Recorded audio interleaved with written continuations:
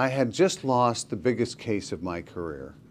I had won the battle and lost the war when I found out that the juror we'd thrown off at my request had been in favor of us.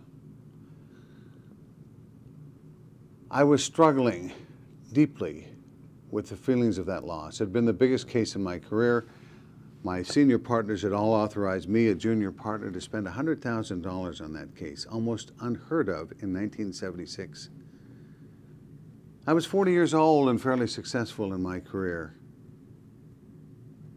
but I didn't feel successful that day.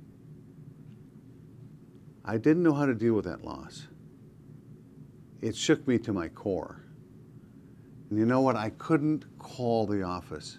I couldn't go to the public phone. I could not call them and tell them I'd lost that case. I didn't want to talk to my wife. I didn't want to talk to anybody. You know what I wanted to do?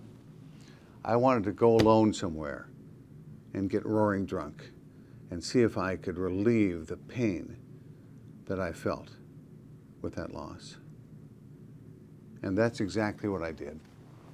I got in my car that afternoon, drove to a liquor store, picked up a couple of six-packs of beer, drove to a quiet street under a shaded tree, and began to drink. And as I began to drink, I pondered, why'd I lost the case? Were the experts mistaken? Was it just the juror? I began to ask whether anyone could have won that case. It was a tough case. But before long, I began to ask myself more serious questions. Questions about who was I? Why was I drinking alone in my car? What was wrong with me? And that led me to some serious self-thinking in those few hours. And I look back on my life, and that's where I start my book.